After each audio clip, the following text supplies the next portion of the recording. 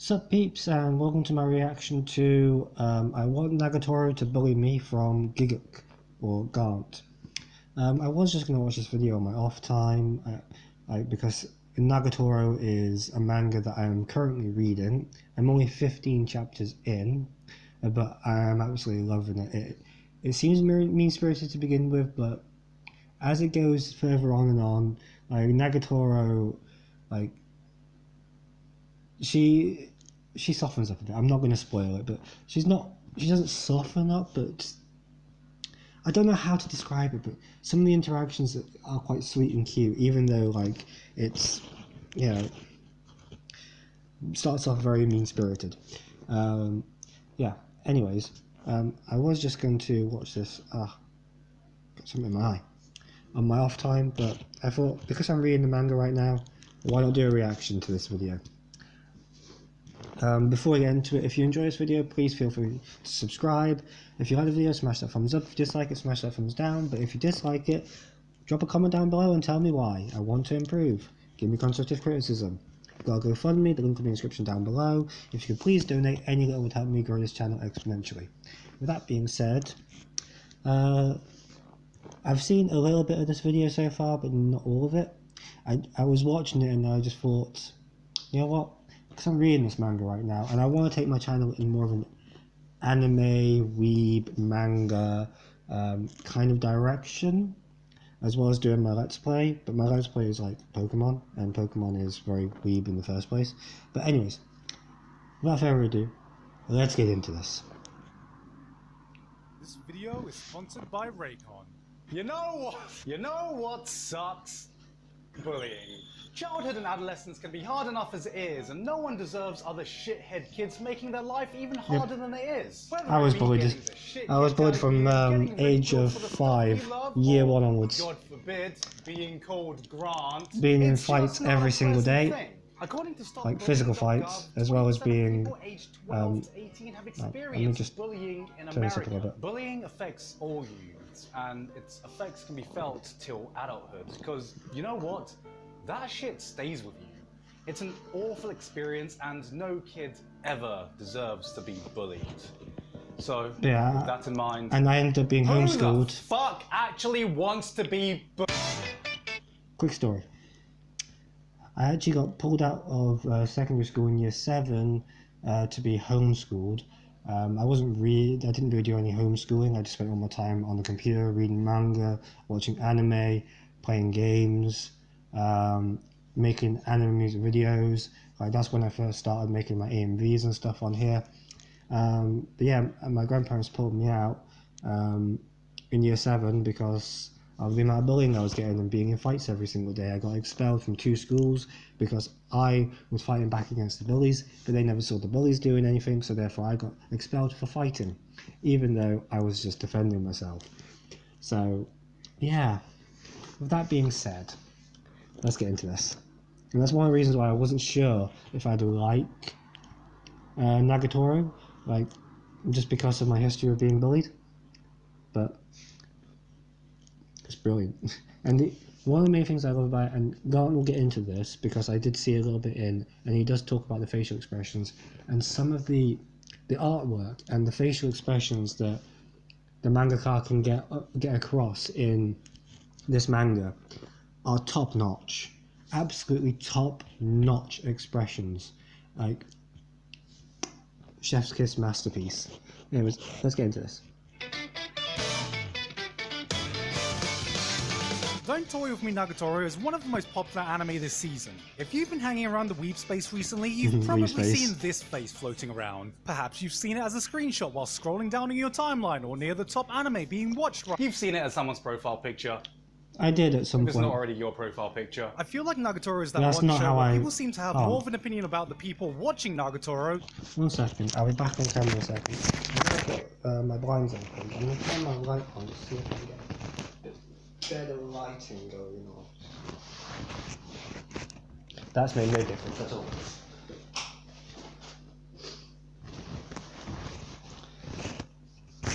Yeah, that made no difference.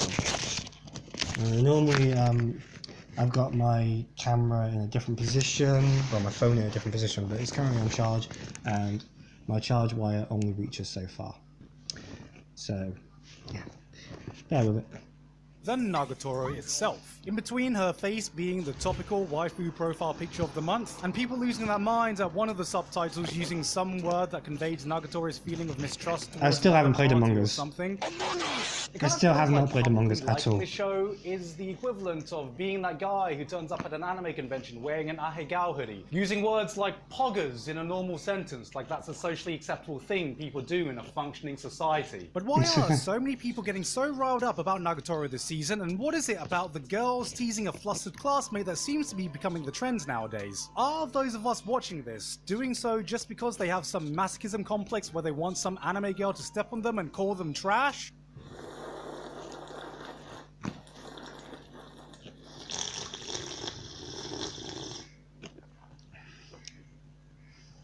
Yes. Well, that's what I'm here to find out. Because surely, there's more to this than meets the eye, right? So, what's this all about? I will now begin the plot synopsis of Don't Toy With Me Nagatoro. Don't Toy With Me Nagatoro follows this girl, the Nagatoro, manga read, as she toys the scanlations I'm reading at the moment, it's not called Don't Toy With Me Nagatoro, it's called Don't Bully Me Nagatoro. Don't Toy With Me Nagatoro. This is the latest so I don't know if they shonen changed the name for the anime or not. So I'm reading the manga, I haven't watched the anime. And most of these shows I mean, the are anime just looks good, exactly but that. Normally it follows an the anime unlikely does look duo good, between a talking but anime profile picture and her. And the shows takes us through various situations. As I've said in previous videos, these days I'm more into my manga than anime anyways. Except this time, those girls that bullied you as a kid are just secretly doing so because they like you and not because they're just cunts who picked on an easy target, like that one time you got shamed in front of every... Yeah, I had this one girl that was bullying me in primary school. I'm not going to get into that story. Maybe another time. But I really don't think it was because she liked me. Very unlikely that being the case. One, just because you liked anime. Oh man, this got pretty real. The biggest difference though, right off the bat between this and other shows like Teasing Master Takagi-san and Uzaki-chan is that... I haven't seen either of those. Nagatoro doesn't hold back. Like, okay, our main boy is a beta with a capital B.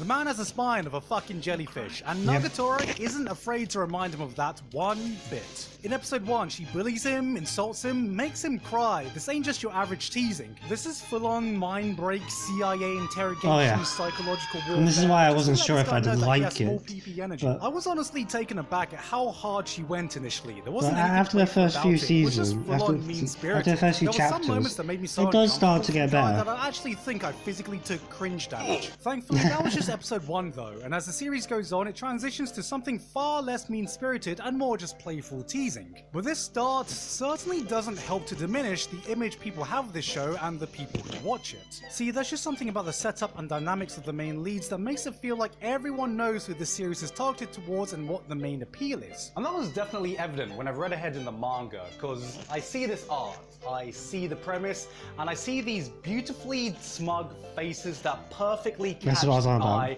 and I remember immediately thinking one thing. Oh, this guy's definitely drawn porn. Which, unsurprisingly, if you look further into it, oh, he has. And look, Which I know we're not I allowed hadn't to say actually that this thought about anime that, girl but gets people horny anymore without the risk of getting arrested by the Twitter police. But I think a massive part of the initial appeal for anyone who's partaken in the consumption of artistic drawings of the cultured nature is that this just radiates the same energy as a lot of doujinshis you've probably seen. I've been partaking in the cultured side since I was 13. Same energy. I can't put my finger on exactly what this is because it's not as simple to say, hey, this is just like every other ecchi fan service show, because it's not. But if I had to put it into words, it takes a very specific skill set to be able to create some of the mischievous facial expressions you see Nagatoro make. You see, some of the most well-known doujinshi artists have a certain talent of making unique and extreme facial expressions to complement some of the more intense moments of their doujins. Let's just say there are some very memorable faces out there. And sometimes you see that same energy radiating from the art and facial expressions, even if the situations aren't exactly the same as what you'd find in that other genre. I mean, look at this perfectly smug face. Look at these noodle arms. It's like that bitch from Itadaki Seiki had a Tan's baby with a bowl of cup ramen. Like, the exact moment that I confirmed it for me was during the beach chapter, where of course all the girls show up in swimsuits. Alright, okay, nothing too unusual here, just a normal beach episode, and then Nagatoro shows up and I'm just like, wait a minute. Are those tan lines? Okay, Grant. You say it took till that chapter. I haven't even got to that chapter yet, and I already noticed the tan lines from when she was teasing him while she was in the bath during the omake. Was it the omake? Or was it an actual chapter? I don't know, it might be one of the points, 1.2, 0.3, 0.5s, or it might have been a full-on chapter, but there was one episode where she calls him up, and she's in the bath, and then she accidentally puts it on video call, FaceTime, and yeah, you can, like, obviously, like, the bubbles or steam or whatever is covering, like, parts, but, like, you can see the tan lines, and that's, like, not even chapter 10, I think, or it might be around about then. Like, that's the first volume. Like, you didn't notice the tan lines during the first volume. Like, Grant, man, you're slipping. You're slacking, bro. You're slacking, man. Anyways. Oh, this motherfucker knows exactly what he's doing. I mean, come on, just look at this. The man even broke the cardinal sin and gave Nagatoro both flesh fangs and actual fangs. I don't know if he's trying to start a civil war or stop one, but he ain't losing either way. Combine this with the teasing, the almost masochistic dynamic at times shared between the two main leads, and this is very reminiscent to the dynamics in certain other places. Because of that, I can kind of see why so many of the crowd that partakes in the consumption of artistic drawings with the cultured nature seem to be the ones that were reading Nagatoro and other works similar to it. You can almost see the invisible tags of culture on the episodes, even if compared to other ecchi manga and anime out there right now. This one's... Not to pause it again, but just look at my profile picture here on YouTube. I am a cat girl. Like... I miss having my cat ears. I lost them during one of my moves. But I will be ordering some new cat ears, cat tail. Looking to order some new cosplay. But I want to get my Raspberry Pi first before I start getting costume stuff. Well, I'll see what I can afford after I order my Raspberry Pi. But, like... this accessory is only here for the time being. Soon there will be cat ears. Well, hopefully. Actually quite tame in comparison from a fan service perspective. You know, with all this context in mind, it kind of feels like... Grant, don't say it. You know, it kind of feels like... Grant, I know what you're thinking, don't fucking say it. It kind of feels like having that bratty little sister hentai dynamic without having to morally worry about the incest tag. Oh, for fuck's sake, And I feel like this is the main reason why Nagatoro and the shows like it have the image and reputation that they do. I'll pause there rather than where I was just about to pause. But yeah, it was just before that bit was where I got to, before I decided, oh, I know, I'll react to this. So yeah, now everything past this point is all new content for me. So, here we go. Hopefully there's no spoilers. I mean, I doubt there will be. I mean, I know the first season, the anime is already finished, but like the manga is further ahead, but I'm sure Grant, if there is spoilers, I'm sure that you're going to give us a spoiler warning. I don't think you're cruel enough to be like, and just like spoil stuff. I mean, of course there's going to be a beach episode. Like that's not really a spoiler. Like, it's inevitable. And I'm sure there's going to be a hot springs chapter at some point too. Like, that's inevitable. Like, there's always these inevitabilities in ecchi manga. So let's yeah. Just watch the first episode, see the crowds circling in, know where the artist came from. You're probably like, all right, I know exactly who and what this is for. It's the Aigao hoodie wearing crowd. It's an anime profile picture, definitely watches hentai. Maybe it's that one guy who thinks shouting out Discord memes in public is funny, even if they weren't even funny on Discord. But reading further into the manga, there's something that just gets kind of drowned out in the general discussion that I haven't seen many people mention. Yo, this is wholesome as fuck. That's right, this Nagatoro. I mean. The same Miss Gonna Cry, Piss Your Pants, I'll Step in Your Pee-Pee, Nice to Meet You Ma'am, Your Son Calls Me Mummy Too, Nagatoro, is wholesome. And I'm not just talking about the obvious, well, you know, she's really mean to him, but secretly she really likes him, ooh-woo-goo. Even if that is somewhat true. But there is genuine character and relationship development between the two. The biggest draw that kept... This is what I mean, like, before he continues, this is what I mean when I said, like, I'm only 15 chapters in, but I can already see the character development and the sweetness, cuteness, wholesomeness as it's going along. Like, the first volume, yeah, it's a little bit mean-spirited, but then after the cheek kiss, when he draws her asleep on the sofa, like, after that point, like, things start to take a turn. And it just starts to become wholesome AF. I mean, it's still got, like, the teasing and all that kind of stuff, but, like, she gets protective. Like, she gets jealous of her friends bullying, like, trying to, like, step in and also bully. And then, like, I don't want to spoil it for people who haven't seen it or read it, but, like, go read it. Go watch it if you don't read manga. Go watch the anime. Go read the manga if you don't watch anime. Like, just go check out Nagatoro. Don't judge it. Don't judge a book by its cover. It's really, really good, and I'm only 15 chapters in. I haven't seen any of the anime, I'm only 15 chapters in, and for me it's already a 10 out of 10. Like, it is brilliant. There's like 85 chapters at the moment, so I've got some reading to do. But I've also got some content I need to create so that I've got time to read. So here we are.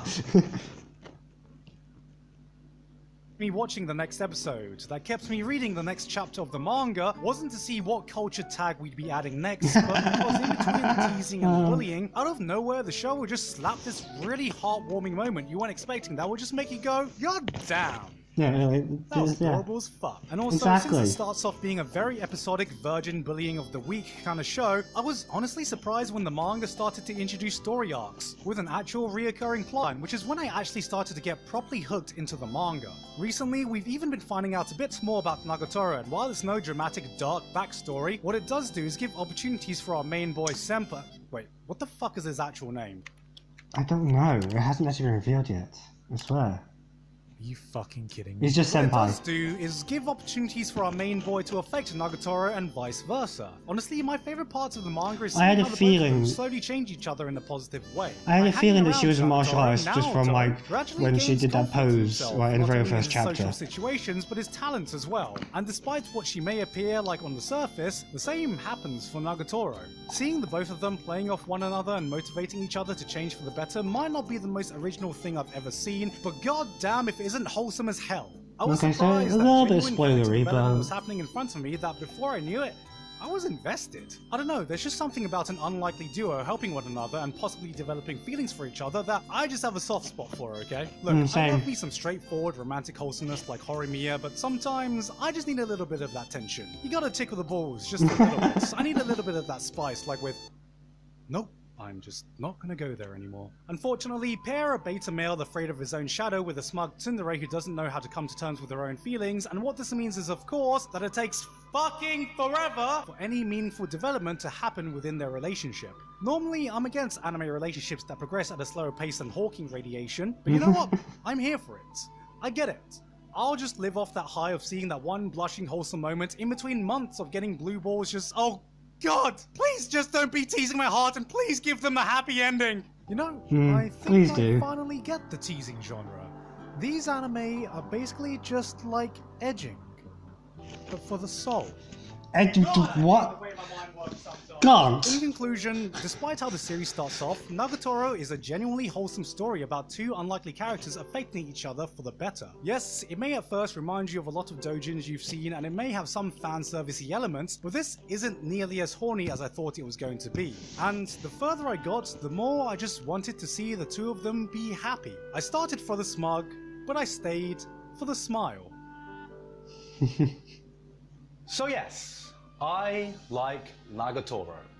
Because of course I fucking do. I actually came into this ready to brush it off as just the new hot waifu profile picture of the month. You know what? I'll get some easy memes and views out of this. Job done, let's move on. But I came out of this being like, what other bully manga are there out there? Maybe I'll read this one, or this one, or this one. That one looks good. Oh God, have I awoken something inside myself? Again? You know, again, why am I of even course. trying to deny it anymore? I might as well just accept who I really am and take my place with the people I truly belong with.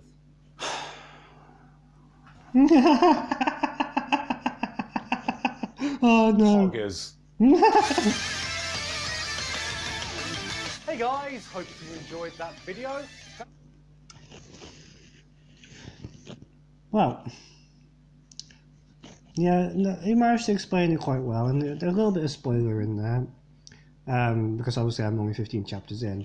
But yeah, no, Nagatoro is a brilliant, brilliant series from what I've read so far. I've only read 15 chapters. If you get a chance, go check it out. It is good. And that's what I shall be reading over the next, over this weekend most likely. I mean, I caught up with Jahi-sama in the space of 5 hours, and that was only 62 chapters. There's only 85 chapters of Nagatoro, so like I should be able to catch up with that probably by, I wouldn't say by end of tonight because I've got content to create and videos to upload today, but most likely by the end of Sunday I should probably be caught up. Anyways, if you enjoyed this video, please consider subscribing. And if you like this video, smash that thumbs up. If you disliked it, smash that thumbs down. But drop a comment down below and tell me why you disliked it. Help me improve. Also, drop a comment down below and tell me if you like Nagatoro. If you don't like Nagatoro, yeah, just drop a comment down below and let me know what you think. I've got a GoFundMe, it's linked in the description down below. It'd be greatly appreciated if you could please donate. Any little would help me grow this channel exponentially. Please and thank you. And with that being said, peace out and namaste peeps.